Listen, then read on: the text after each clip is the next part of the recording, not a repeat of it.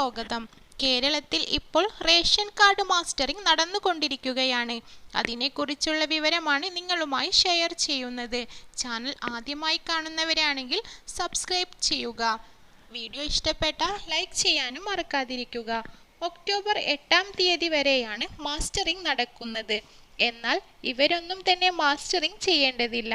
ആരൊക്കെയാണ് മാസ്റ്ററിംഗ് ചെയ്യേണ്ടതെന്നും ആരെല്ലാമാണ് ഇത് ചെയ്യേണ്ടാത്തത് എന്നുമാണ് ഇവിടെ പറയുന്നത്.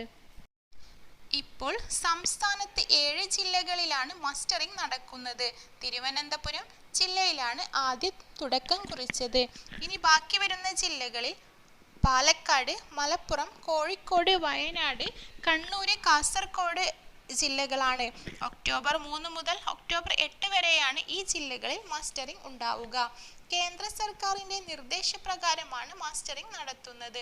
മുൻഗണനാ വിഭാഗത്തിൽപ്പെട്ട മഞ്ഞ, പിങ്ക് കാർഡുള്ളവർക്ക് മാത്രമാണ് മാസ്റ്ററിംഗ് ചെയ്യേണ്ടത്. യഥാർത്ഥ ഗുണഭോക്താവ് തന്നെയാണോ ആനുകൂല്യം വാങ്ങുന്നതെന്ന് അറിയാനാണ് മാസ്റ്ററിംഗ് നടത്തുന്നത്. അനർഹരല്ല വാങ്ങുന്നതെന്നും പരിശോധിക്കുന്നു.